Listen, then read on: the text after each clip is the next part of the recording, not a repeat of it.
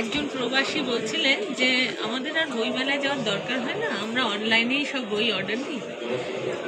আমি ভাবলাম, হায় রে, কলকাতা বইমেলার যে প্রাণ, যে আওয়াজ, যে আড্ডা, যে চায়ের গন্ধ, হাসির টুকরো, সেটা সে কতভাবে মিস করলো।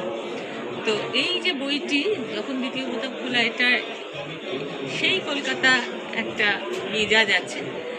আর এই বিষয়বস্তুর মধ্যে হচ্ছে কনজিউমারিজম কীভাবে আসছে, হ্রাস করছে, জেন্ডার রোলগুলো, নারীর ভূমিকা, পুরুষের ভূমিকা পাল্টাচ্ছে ক্রমশ।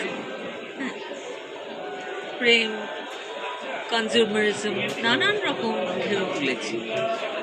তো নিজের বই সম্পর্কে আর কি বলবো, প্রশংসা তো করা যায় না, আবার নিন্দেও করতে পারছি না প্রাণে ধরে।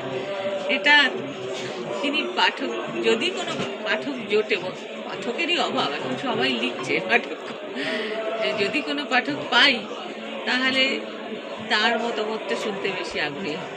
আবিষ্কারক সম্পাদক অপূর্ব গঙ্গোপাধ্যায়, তিনি এই বইটাকে পুড়ে প্রায় বের করেছেন। একটা মানে আউট অফ প্রিন্ট হয়ে যাওয়া ম্যানাস্ক্রিপ্ট, সেটাকে উনি নতুনভাবে গড়েছেন।